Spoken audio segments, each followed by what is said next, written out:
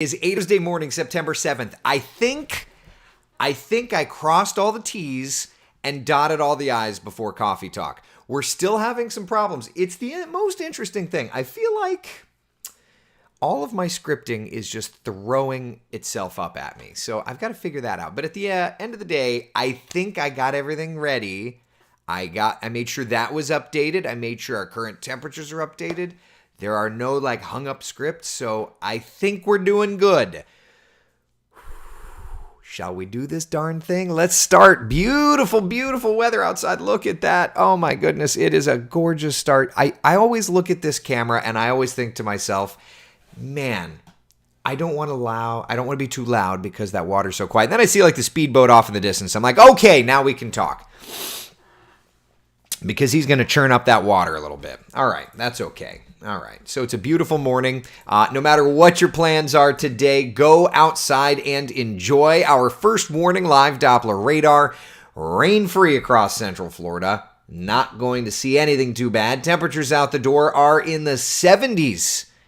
It is lovely, lovely. It's not going to stay in the 70s, though. And because I've got that little box, let me do the half-screen version. There we go. Hi. 89 degrees our lunchtime temperature. 95 our 3 o'clock temperature today. It is going to be a hot day indeed. As a matter of fact, dry, hot, record temperatures possible in spots. Orlando, not talking to you. Your record's 100 degrees. We better not get to 100 degrees. But Sanford do expect a record, and that goes back to 1951. We'll be close-ish in Daytona Beach, close-ish in Leesburg, close-ish in Melbourne. But Sanford, I'm looking at you. Here's looking at you, kid. Rogers over on YouTube says, Eric, please bring us an early cold front. Well, we do have a cold front. It's not necessarily marching directly at Florida. But we do have a cold front. And interestingly enough, said cold front is actually the thing that is steering tropical stuff. I know, that sounds a little goofy. Here's a look at the satellite and radar across the peninsula. Top left corner of your screen, there's the cold front. I will give you a better look. Give me 2 seconds. Surface. Here's a wider perspective, and you can kind of see that front. It's not doing a ton. It's not going to be coming and scorching the heat out, but it's there. So at least there is a front right there. Don't get too feisty, people. It's not going to do a ton to us. So anyway, forecast for us out ahead of that front is muggy. The muggy meter showing dew point temperatures back into the lower 70s, which puts us back into the muggy section. Yeah. So it's still water park weather. Heading out to Typhoon Lagoon today, warming up. It's going to be a hot one. Essentially midsummer's heat. It may not be full on midsummer, but we're going to feel somewhat like that. So not a bad day. Not a bad day. Yeah. Oh, boy. Shirley Marie, Miriam, good morning, everybody. How are ya? David, I see Chris in the room. Chris is asking, what's the latest forecast track on Hurricane Lee? So I've got it in the bottom left corner for you, so that even when we're not talking about Hurricane Lee, you at least have Hurricane Lee up. But let's just chat a little bit about our local forecast, and then we can get, of course, to the tropics. So for today, hot and dry. Tomorrow, there's that front. Come to Papa. It's kind of helping to invigorate up the moisture just a little bit. So Friday, Saturday, Sunday, we're going to have the rain chances around. But that front is not really doing anything to bring us cooler air. So don't hold your breath when it comes to that. Now, that said, when does the cool season usually begin? Usually it's about a month or so away from today-ish. So don't get too excited anytime soon. Beth says, I'm ready for October weather. Yeah, that's exactly what I'm talking about here. That's exactly what I'm talking about. Michael, did we ever get under 70 last week? Hold on and I'll look. Climo. Hold on. See, you ask a question that causes me to do some research, which means now you have to talk amongst yourselves. All right. Minimum temperature. And we'll go to... All right. Minimum temperature. No. The minimum temperature that we have seen the last few days, we hit... The lowest was 71 on September 5th. And that's since August. Yeah. September 5th, we hit 71. So nope, no 60s. There you go. So tired of this weather, Denise. It's listen, it's almost go time. It's almost go time. Do you know how you could tell that it's almost go time? You go to the Magic Kingdom. They've got all the pumpkin stuff out. It's going to be a lovely day to head out that direction. But yes, very much still not quite fall, but it's a sneak peek. That's all. It's a sneak peek. Julie says we had a slight taste of fall in DeBerry. Got down into the upper 60s over the weekend. Yeah, that was good. That was good.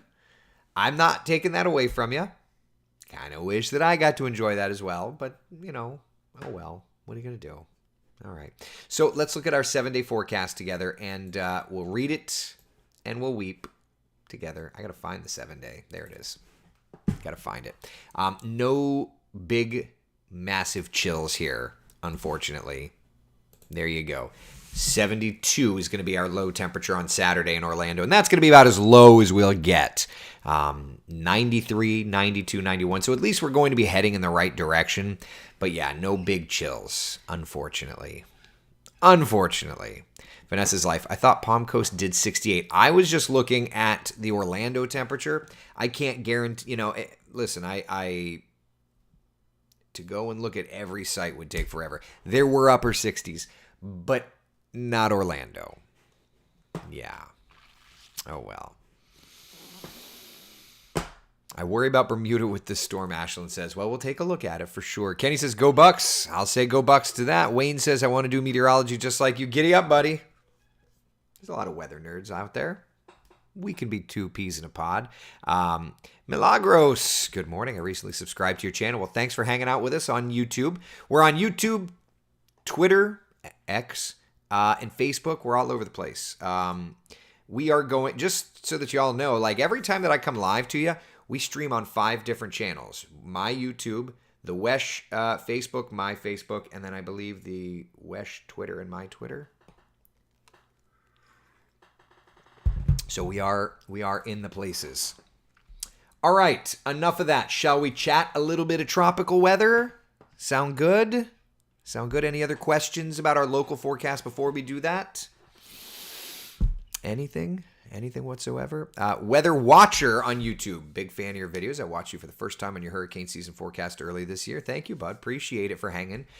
We're here around the clock. Good weather, bad weather, all the weather that you can handle, whether or not you want to.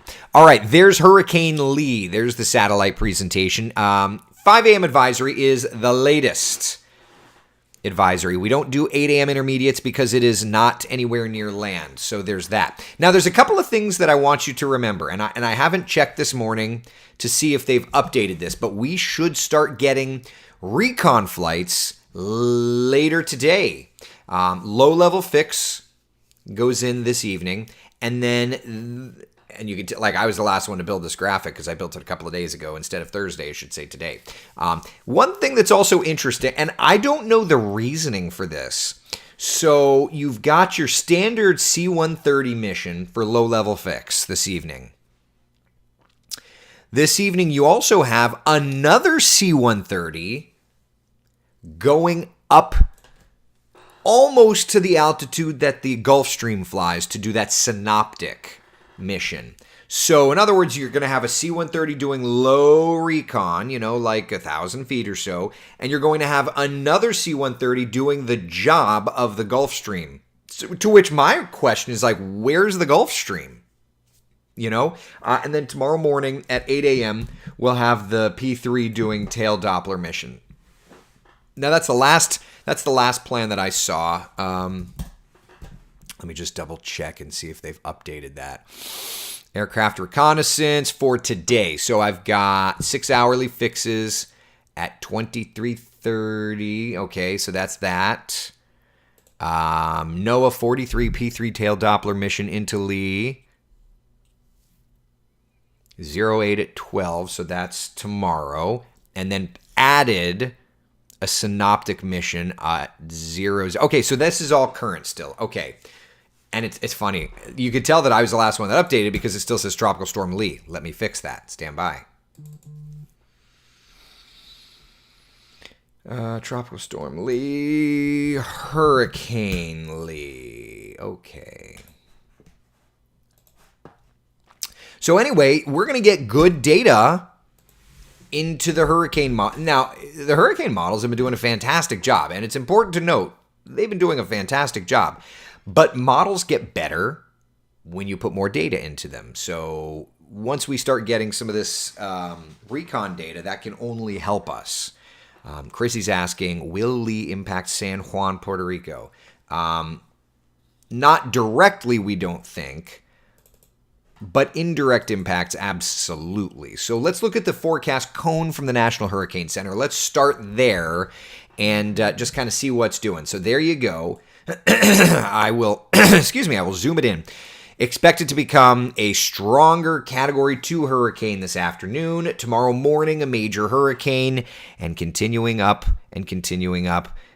through Sunday. And then notice Monday, Tuesday, looks like it'll start to come down. Still very, very strong hurricane, just down a little bit.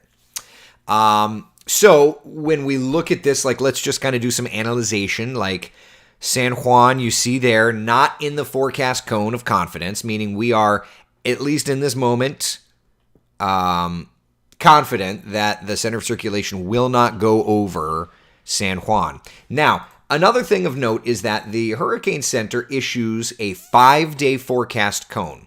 So you're going to see a lot of people talking about it's going to stay a fish storm. Absolutely. Well, there's a reason that the Hurricane Center issues 5-day forecast cones and not 10-day forecast cones. And the reason is there's a lot of question marks outside of 5 days in tropical forecasting. So, are we confident that there will be a recurvature? Yes. Look at the computer forecast models, and we'll just run them through time, and you can see that recurvature. But are we going to hang our hats on that? No. Let's just take it easy, people. Okay? One other product that we use a lot, particularly in tracking systems, is ensemble plots. Okay? This is the latest, and we'll look at all of the ensembles, of course, but this is a look at the ensemble plots, both the GFS and the Euro. We look at it usually looking at the blobs. This is just another presentation of it.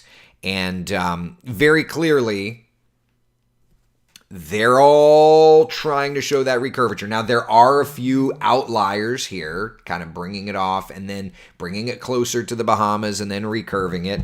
So outliers are just that, outliers. But let's go in a little deep. Now, this is just another way to show those ensemble plots. All right, so there's that. But what I want to do is I'm going to take the Euro off for a minute. And we're going to just look at the GFS. And what we're going to do, all right, I'm going to zoom it in a little bit, is we're going to just kind of look at the trends here, okay? So what you're looking at is is going to be the 6Z ensembles. Actually, those are probably the 0Z. Yeah, so those are the 0Z. All right? So that's 0Z today. If we go to 18Z yesterday, 12Z yesterday, 6Z yesterday, 0Z yesterday.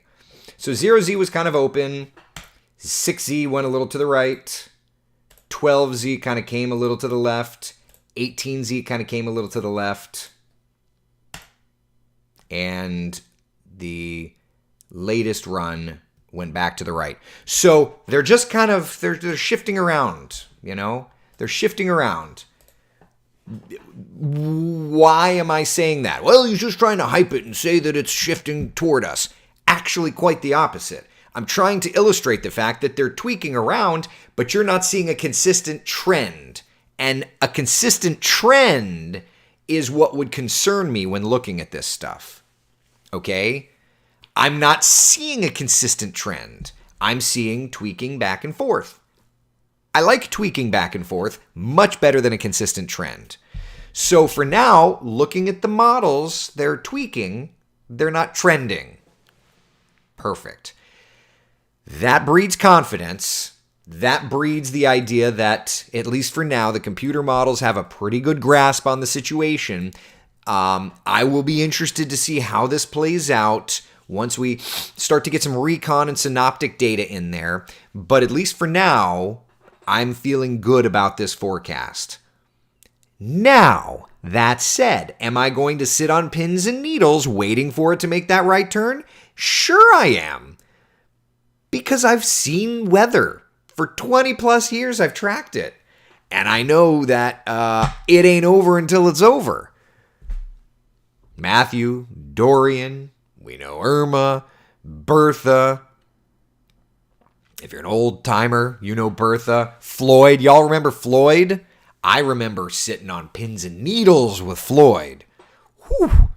Floyd was a terrifying one. So the only reason I'm saying this is like, yep, love that data. We'll love it much more when it does it.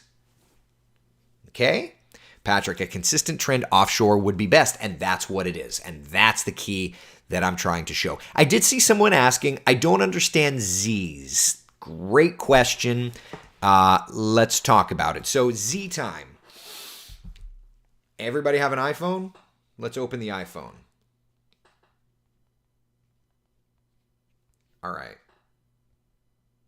In your iPhone, I've got my world clock, okay? In my world clock, Cupertino, California, New York, UTC, Sydney, and Berlin. Now, I don't know why I have Sydney or Berlin. I guess it just came with it. Or maybe I added it for some random reason. But I wanted you to notice New York and UTC. UTC stands for Universal Time Code. Universal Coordinated Time.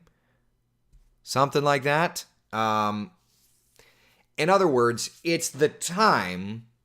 It's also known as GMT. It's the time, not in Greenwich, Connecticut, Greenwich, England. It's the time. Let me Google this because I feel like a Google will be much more concise. Okay. Definition of Z time is what I Googled. All aspects of meteorology are based upon a worldwide 24-hour clock called Zulu time, more commonly Coordinated Universal Time, UTC. All weather maps have it in their expression, okay? It's not Greenwich, Connecticut, it's Greenwich, England, okay? And essentially, it's just, I don't, you know, it's like that's like the line. So that's it. Coordinated Universal Time. Weather maps use it. Military uses it. Pilots use it. It's just so that everybody, that way we know the 0Z model data, if you're in California or Australia, comes in at 0Z. Right? That's it. Thank you, Michael. That's what I was trying. It's the prime meridian. Thank you, God. I need more coffee. That's what I was trying to think. I'm like, I know it's called something. I just can't think of it. The prime meridian. Thank you. Thank you for that. Thank you for that. Michael, Mr. Michael Testa, sir, you get a gold star today. So there you go. So that's it. So when we talk about model data, and I do cheat. I've got on my wristwatch, I've got UTC time there. So it's 12:19 right now. So 8, 9, 10, 11, 12. So 4 hours off right now. Okay. 4 hours off, and then daylight saving thing happens. It becomes 5 hours off. All right. It doesn't change. So that's another thing that tweaks our brains. So just think of it this way. 8 a.m. and 8 p.m. is 12Z and 0Z. Evening, 0Z. Morning, 12Z. If Claire said it as well, Laura, then Claire, you get a gold star as well. Yeah. The prime meridian. Good gravy, do I need more coffee. So that's why. That's where the Z's come in, okay? So speaking of which, let's look at some of the model data. All right, we'll start. And again, I'll show you our Futurecast model.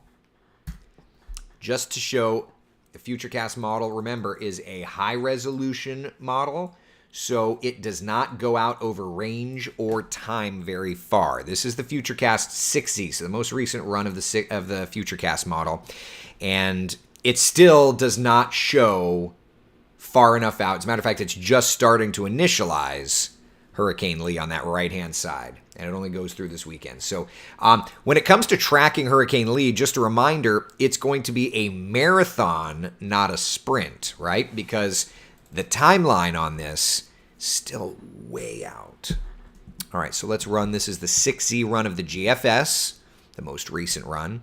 I mean, that's a beast of a hurricane. That's a beast. That's Tuesday of next week, just due north of Puerto Rico. And then recurving safely out to sea Thursday. If we go back to the 0Z, doing the exact same thing. Almost identical data. Let's go to the European. The 6Z doesn't go out very far on the Euro. It goes out like 90, and it actually hasn't even started. Oh, has it started running? All right, that's as far out as the 6Z. Remember, 6Z and 18Z on the Euro is short runs. The 0 and 12 are the only fulls. So let's look at the 0 on the European. Also, you see how it's like a little scrambly? That's because the European is running out of colors. The European has been going so ballistically strong that running out of colors on my color scale. But it's also recurving. Florida on YouTube says, Levi clearly said no chance hitting Florida, CONUS unlikely. I'm here to tell you, never say never. If there's one thing that we should have learned from James Bond and Sean Connery is never say never. I'm not saying it's going to hit us. I'm just saying I've tracked these things long enough to know you don't say never. Particularly when it comes to people's lives and impact. You never say never. Does it look like it's going to hit Florida? No. Am I super happy about that? You bet your tuchus. I am tired still. But you never say never, man. And I do love when people get frustrated. Why are they covering this? It's not going to hit us. Because that's our job to do. It's our job to talk about weather. If you Google meteorologist. Let me Google that. Meteorologist definition. An expert in or student of meteorology, a weather forecaster. Why are you talking about a hurricane that's not going to hit us? Because it's my job, bud. Okay. So anyway, hopefully it doesn't hit us. You know, we'll have to watch the trends and make sure that that's good. That's all. Hurricane is going to do what the hurricane's going to want to do. Oh, 100%. And let's look at the steering together. Give me a second to get this dialed up. Global continental. We'll do heights, upper air, 500 anomaly. Okay. All right. So here's a look at the steering flow. And right off the bat, the blue that you see there on the right side over the Great Lakes and the eastern seaboard, that's trough number 1, putting a weakness in the Bermuda High. Here comes Lee. There's trough number 2, and there's trough number 3. That third trough is what's going to eventually steer it. This is the upper air patterns. Hopefully that doesn't scrape into Nova Scotia or New England. It's all about the timing. You see that trough there, that blue over the Great Lakes? I'll back it up. But you see how it's steering and picking Lee up? It's all about those upper level dynamics. That's what this is going to come down to is the upper air flows. So, yep. That's that. Bottom line, that's what. And one way that we're going to be able to get better information on this is going to be recon flights. And we've got those set to start later today. Matter of fact, while we're here, I'm going to change it from Thursday, Friday to today. Stand by. From Thursday, I'm going to do today. Enter. From Thursday, today. Enter. From Friday, tomorrow. Enter. There, graphic updated. Teamwork makes the dream work, y'all. Christopher says, thoughts on the A-Bear box and if it tracks through it. Does it track through it? Let's look. I mean, it's not looking like it's going to track through it. A couple of models show it possible, but, you know, if it hangs on that left side, otherwise it's not doing the A-Bear box. Which is fine by me. I don't want to deal with this thing, y'all. One thing though of note, let's take a closer inspection in the convection department here. The like zoomed in satellite. It's definitely bursting up some decent convection. Is it trying to clear out an eye? We'll have to see. But it's definitely intensifying. That much we can definitely tell you.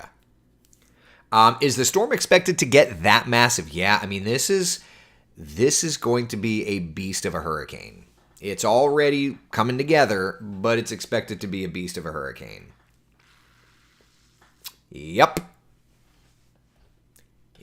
Intensity models. It's funny, the global models have been much more bullish than the actual, like, tropical intensity models. The tropical intensity models have kind of leveled it off.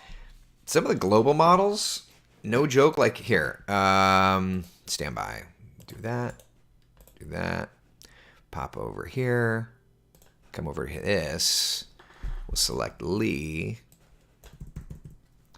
Like just... That's 190 mile per hour wind on the HAFSB, the Hurricane Analysis and Forecast System. That's 190 mile per hour hurricane. The HAFS-A is 190 mile per hour hurricane.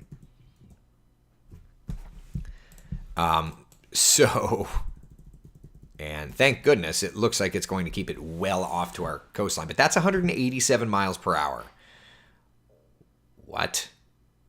Yeah. So really glad that that's showing up. Not. Also really glad that it looks like that would want to stay out to sea. That's the hope at least. That's wicked. Yeah. Why do we need hunters out there? AI should be able to figure it out. I getcha. But remember, AI is only as good as the data you put in. So that's just like computer models are doing a great job without any data. Hurricane hunters just put more data in. And it's kind of like if you're making a decision on something, the more information you have, the better that decision can be. So there you go. Stephanie, well, that was a quick rant. Are you disappointed that it wasn't a longer rant? How funny. I'm in the car with the kids before drop off and they're cracking up every time you get close to the mic because it's playing on my car and it sounds funny. That's too funny. I love it. Always try to be just a little feisty. Just a little feisty. Brenda, I loved your response. Thank you. All right. So how we doing? Let's see. Chrissy, are the recon flights to measure the strength of those troughs? So so that's a good question. So there's a reason for each of these flights, and they're different. So the very first one at 7:30, that's the low-level fix. So that's the one that's going to essentially fly and go down and go really low. And it's just looking for that low pressure area. It's going to drop some dropsons. It's going to get the low information. Then the one that'll almost be simultaneous is a synoptic surveillance. So that one's going to be way up high, and it's going to be sampling pressures and changes, and it's going to be sampling weather around the storm. Because remember, weather forecasting in the United States is very good because we have weather sensors all over the country, and we take that data and we put it into the models. Over the ocean, we've got satellite information, and only so many buoys and ships to put that data in, airplanes to put that data in. So in this case, we're able to add a grid, a net ahead of where the storm's going to sample that with extreme precision and to sample the environment around the storm with extreme precision and get that data into the models. And it's just, you know what it is? It's the difference between taking a jar of sauce and making your own and really getting those ingredients. That's what the difference will be for the models. Hopefully it doesn't turn the models at all, but it's arming the computer models with more data so that they can make their educated guess. And I'll take that. Better than a sharp poke in the eye, you know? Alexandra over on YouTube says, it looks like it's slowing down. Is it considered in the models? Yeah, you've got, I'll show you, this is the European and the GFS side by side, and you'll see they're both handling it a little differently. So there's this weekend, Monday, Tuesday. They're both pretty close, but you can see there, like they're both handling it pretty well. Actually, they both kind of come back in line. One model was sagging behind the other, but it looks like they've kind of both come in line with that. So that's good. They're both kind of feeling that slowing down just a little bit. Milagros, people, these hurricanes are all, they're all very unpredictable. So we just kind of have to do what we got to do. All right. That low level and synoptic look like the same flight. You asked where the Gulfstream flight range. So it's not the same flight. They're different. I mean, it's the same aircraft. It's the same WC-130J. But I guess I've never really looked into the range differences between a C-130 and a Gulfstream 4. And to think that I was flying a Cessna yesterday. I never really looked into the range on that. So interesting. But that makes sense. Yeah, that makes sense. What run of the models will have the recon data in? I wouldn't think tonight at 11 o'clock. I would think that it would be tomorrow morning. Yeah. Florida. ChatGPT says Cat 10. There you go. I'm so glad your theme is never say never. Seen a lot of hurricanes shift at the last minute. Wise for us to stay attentive. I'm such a firm believer in this idea that you should always be on standby. And it's easier to scale back readiness than it is to scale it up. So we're watching. Nothing wrong in that. I've had so many people over the years, they're like, wow, TV news is different than it used to be. Sure. You guys hype things so much now. Let's calm down there. Just because we are giving more coverage time to something doesn't mean we're hyping it.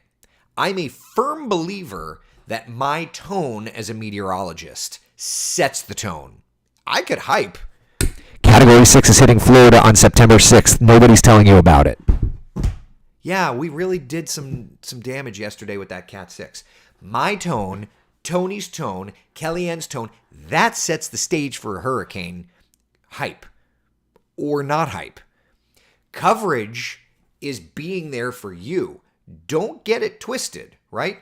My title is First Warning Meteorologist. We've made a commitment that we're going to be there warning you and trying to be the first to warn you. And if that means that we're adding coverage, adding time to cover it, then that's what we're doing. But we're not going to be sitting here scaring you. Our goal is to give you the information like a physician would in a hospital and let you and help you understand what the scenario is. The difference between hype. Y'all, we need to kiss our tuchuses goodbye. What? So anyway, I've had a lot of people telling me that we're hyping storms. And I digress. Hyping would say, there's something around the Bay of Campeche and it's coming. That's just not the way it's working. Okay? So anyway. Gonna do your thing. How's Alex doing? Oh, we had good. We burned some gas yesterday. It was fun. We had a great day. Hannah, does this follow the recycling pattern of our coast, or is it still open regarding the secondary storm popping? Yeah, I don't, Hannah, it's one of those things. I put the forecast out and we just kind of let it be, just kind of let it be. Awareness is preparedness. Brad, I've never heard that over on YouTube. I've never heard that. But I love that. Awareness is preparedness. Where have you been all my life? Yeah, exactly, Taylor. Grab them. Ashlyn says, RIP headphone users.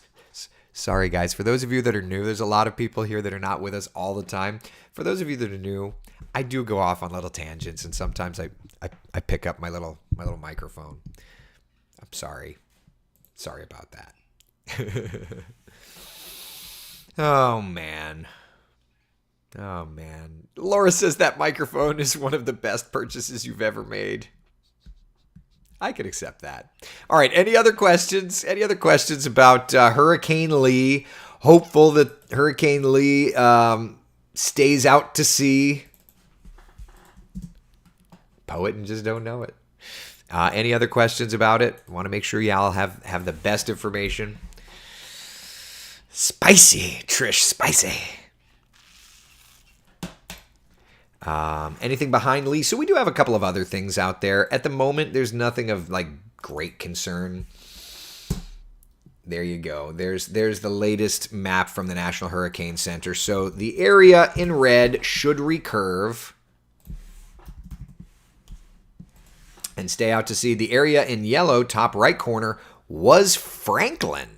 Shouldn't be a thing. But it's kind of working toward like Spain and Portugal and, France. Like, what? Gale warnings are up by the France Meteor. What do they call it? The Meteo France is the organization that monitors those waters. So there you go. There you go. I know. Franklin has no quit in him. He was like, you know what it is Franklin was the biggest hurricane so far this year. And Franklin's like, I do not want to be outdone, but the waters are too cold up there, so you can't do much. Oh, well. Joseph, I'm one of those foul weather friends. I love you, but I'm usually only here during hurricane season. Joseph, that's okay, bud. Listen, we're here when you need us. I'm not mad at you. You come, you go. It's okay. Oh, man. Do a mock-up broadcast clip of a Cat 7 zombie apocalypse hurricane with that mic and the evil voice. Brad says, listen, I got an email. This is no joke, okay? I got an email the other day. When you work in TV news, first off, you ain't special. I've seen too many of these people that are like, I am so special. Treat me like a prince. Anyway, but there's all these people that try and pitch stories to you, and I got a pitch to do a story on the top 10. I'm going to Google. I want to try and find this, not Google it. I'm going to search my email inbox because I want to get this right. Okay, here it is. I was in Chopper 2. God's honest truth. I'm going to read this story. From John Schmidt, John Schmidt is a communications manager for some organization. All right, are you ready for this? Hi, Eric. In the unlikely ? Event of a zombie outbreak, where do the living have the best chance of making it out alive? With the new spin-off series of The Walking Dead premiering, Lawn Love, what is Lawn Love, ranked the 2023 best cities for surviving a zombie apocalypse.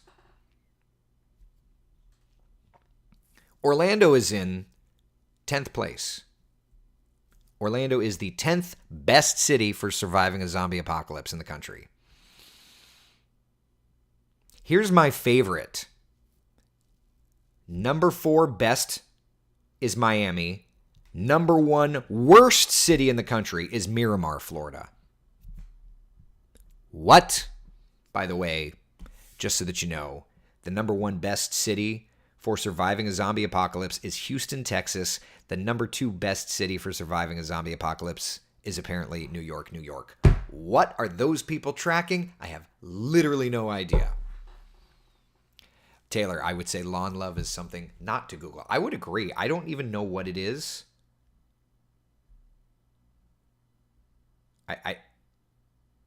It's a landscaping organization. Why are they putting out information about zombies and marketing it to the media? I guess I just talked about them, so they got their money's worth. But seriously, what? Come for the weather, stay for the bad information, right? Okay. Any questions, comments, concerns? as we pop up the 7-day forecast and just move right along from there. Oh, man. Laura, I guess I need to up my marketing game for our company. Jeez. Yeah, Laura, you need to send emails out talking about zombie apocalypses that have nothing to do with a lawn company, I think. You got to say we prepare for anything. Never say never. Dang it, Megan, you're using my words against me. Okay. Yeah, come for the weather, stay for the snark. All right, that's what I got. Hot today, mostly dry. That's what I got right there. There's your 7-day. All right, any other questions, comments, concerns? I'm going to go mow my lawn now. Be the sunshine in someone else's day. We are here for the hurricane data, the local forecast data, and the zombie awareness. The snark is just the icing on the cake. I'll see y'all at 3:30. Take care.